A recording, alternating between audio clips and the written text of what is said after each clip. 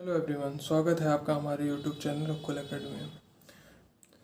Friends, एक video में मैंने बताया था कि 20 तारीख के बाद रिज़ल्ट आने की संभावनाएं बहुत ज़्यादा हैं।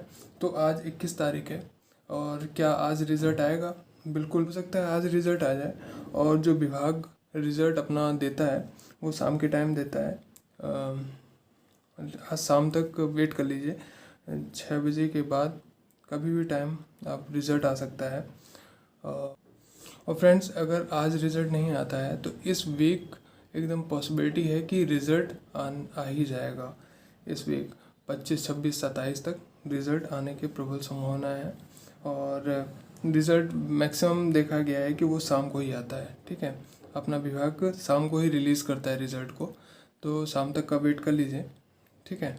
और अभी फ्रेंड्स रिवाइज आंसर की भी आनी है, रिवाइज आंसर किया जाएगा, उसके बाद फिर वो DBPST के लिए कॉल आ जाएगी। ठीक है, वही DBPST के लिए जब कॉल आ जाएगी तो आपका दौड़ मैक्सिमम मान के चलिए कि अप्रैल के फर्स्ट वीक में, पहले वीक से लेकर के तीसरे वीक तक चांसेस हैं कि इसी हफ्ते में आपका DBPST हो जाएगा।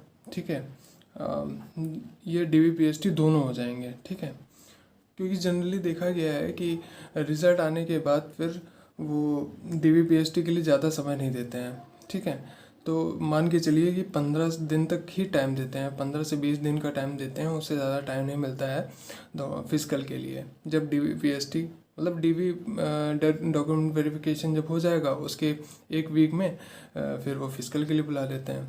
ठीक है फ्रेंड्स, यहाँ पे अलग अलग जोन्स हैं, तो इस वजह से वो सुबह दोपहर शाम किसी भी टाइम वो रनिंग करा सकते हैं। और अगर ज़्यादा लोग होते हैं तो सुबह दोपहर शाम कराते हैं, अगर थोड़े कम लोग होते हैं तो वो सुबह शाम कराते हैं, क्योंकि दोपहर में इसमें गर्मी ज़्यादा हो रही है, तो इस वजह से दोपहर में कम चांसेस होता है कराने के लिए, रनिंग कराने के लिए। ठीक है, वो हम लोग का जब CPO SI में हुआ था तो हम लोगों को सुबह 7 बजे बुला लिया गया था, वहाँ पे रिपोर्टिंग टाइम थी 7 बजे। और फिर हम लोग की रनिंग जो हुई थी वो 9 बजे के बाद हुई थी, 9:30 बजे के बाद हुई थी। तो मान के चलिए कि 12 बजे से पहले दौड़ हो गया था सारा हम लोगों का। ठीक है, उसके बाद फिर अलग अलग लेवल्स में, उस पर तो काफ़ी लेवल्स थे उसमें, लंबी कूद थी, ऊंची कूद थी और गोला फेंक था। और उसी दिन उसमें वहाँ पे CPO SI में उसी दिन नापा भी जाता है, जैसे चेस्ट नापा जाता है और प्लस हाइट नापी जाती है इसमें। ठीक है, और इसमें तो एक EV के टाइम ही सब कुछ नाप लिया जाता है, जैसे फॉर एग्जांपल हाइट जैसे नाप ली जाती है, चेस्ट नाप लिया जाता है इसमें। उसके बाद फिर रनिंग के लिए फिर अलग दिन बुलाते हैं वो। ठीक है, और फ्रेंड्स धांधली की जांच भी हो रही है, इन्वेस्टिगेशन चल रहा है, क्योंकि आपको देखा होगा कि आपने कि 12 फेब को एक न्यूज़ वायरल हो रही थी जिसमें 3 लोगों को पकड़ा गया था। 3 लोगों को इस धांधली में पकड़ा गया था, क्योंकि उन लोगों ने फ्रॉड करके काफ़ी लोग के एग्ज़ाम करवाया था। उनके पास 12 लोगों के एडमिट कार्ड भी बरामद हुए थे, एडमिट कार्ड भी मिले थे। और इसके बाद फिर यहाँ पे 2 मार्च की न्यूज़ थी एक, जिसमें वायरल हो रहा था, उनको 5 लोगों को पकड़ा गया है। 5 लोग यहाँ पकड़े गए थे, जिसमें एक अलीगढ़ का था, मथुरा, आगरा और मेरठ, ऐसे लोगों को पकड़ा गया था। ठीक है, अब जांच तो अभी भी चल रही है, क्योंकि अब जो जांच हो रही है वीडियो रिकॉर्डिंग हो रही है, वीडियो रिकॉर्डिंग की जांच हो रही है। जो रिकॉर्ड किए गए थे अलग अलग सेंटर्स पे, उन सब की रिकॉर्डिंग की जांच की जा रही है। अगर कुछ लोगों का इसमें सस्पेक्टेड पाया जाता है तो उन लोगों का रिजल्ट रोक दिया जाएगा, जैसे दिल्ली पुलिस में हुआ था, सेम वैसी इसमें भी इन लोगों का रिजल्ट रोक दिया जाएगा। फ्रेंड्स, नॉर्मलाइजेशन भी पहले की तरह होना है, तो मान के चलिए किसी के नंबर कम हो सकते हैं, किसी के नंबर बढ़ भी सकते हैं। तो इस वजह से जो मैं कुछ शिफ्ट लेके आया हूँ जो बहुत कठिन थी, हार्ड शिफ्ट थी, तो उनके वो जो शिफ्ट हैं वो मैं बता, 12 नवंबर की फर्स्ट शिफ्ट थी। ये 5 शिफ्ट हैं जो हार्डेस्ट शिफ्ट मानी गई हैं अभी तक की। 22 नवंबर की सेकेंड शिफ्ट है और 20 नवंबर की फर्स्ट शिफ्ट है और 23 नवंबर की शायद फर्स्ट शिफ्ट है और एक और है जो 1 दिसंबर की, ये भी फर्स्ट शिफ्ट है। ये 5 शिफ्ट बहुत कठिन है मानी गई हैं अभी तक। जो रैंक IQ और जो अदर सर्वे हुए थे उसके अकॉर्डिंग ये सारी शिफ्ट जो हैं ये हार्ड शिफ्ट में आती हैं और कुछ मॉडरेट शिफ्ट भी हैं, ठीक है, और कुछ इजी शिफ्ट भी हैं। इसमें नॉर्मलाइजेशन जो है वो पहले की तरह होना है, इस वजह से हार्ड शिफ्ट को फ़ायदा ज़्यादा मिलना है और इजी शिफ्ट को फ़ायदा कम मिलेगा।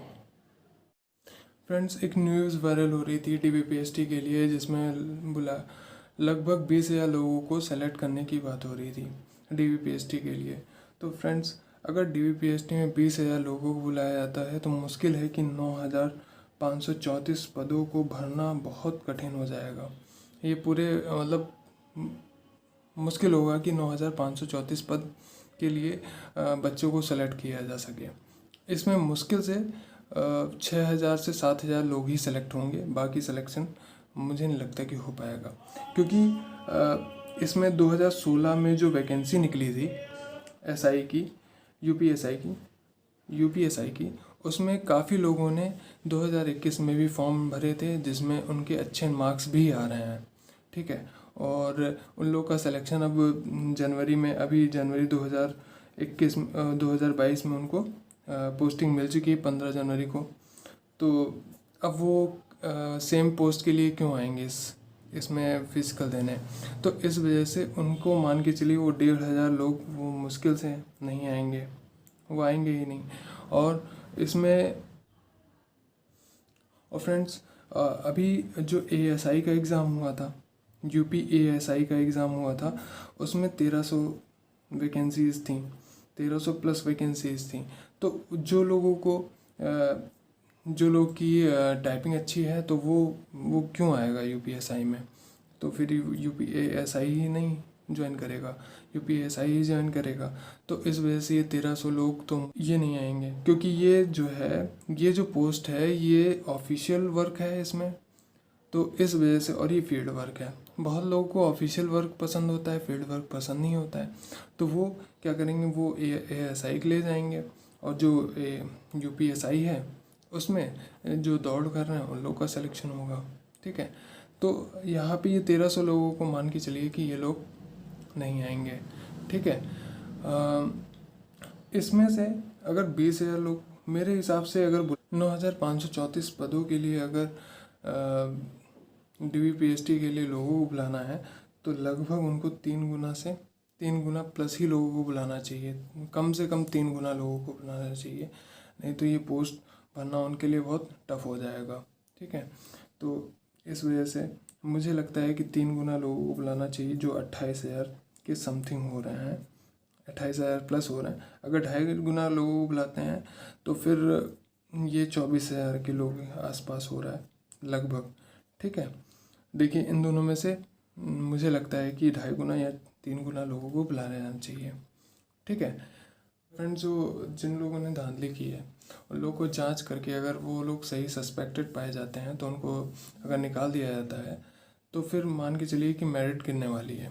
अगर मेरिट गिरेगी तो तब कट ऑफ क्या रहता है, तो उसके अकॉर्डिंग जो कट ऑफ रहेगा 105 से माइनस कर लीजिए, प्लस माइनस कर लीजिए 2, ठीक है, जनरल वालों की, और OBC वालों की 103 प्लस माइनस 2, और EWS 102 प्लस माइनस 2, लगभग बराबर रहेगा OBC और EWS में, और SC में ये 95 प्लस माइनस 2, ठीक है, ST में 85 प्लस माइनस 2, ठीक है, और जनरल वालों की जो कट ऑफ रहेगी वो रहेगी 97 प्लस माइनस 2, और OBC वालों की 95 प्लस माइनस 2, EWS वालों की 94 प्लस माइनस 2, SC वालों की 85 प्लस माइनस 2, और ST वालों की 80 प्लस। इतनी कट ऑफ जाने की चांसेस हैं अगर ये धांधली ज़्यादा नहीं हुई है, और अगर जो धांधली में जो जांच चल रही है अगर उन लोगों को सस्पेक्टेड पाया जाता है, अगर उन लोगों को निकाल दिया जाता है, तो फिर उन लोगों का रिजल्ट नहीं दिया जाता है, तो फिर कट ऑफ इतनी ही रहने वाली है। ओके, अगर आपको हमारा ये वीडियो अच्छा लगा हो तो प्लीज़ सब्सक्राइब, शेयर और लाइक ज़रूर करिएगा।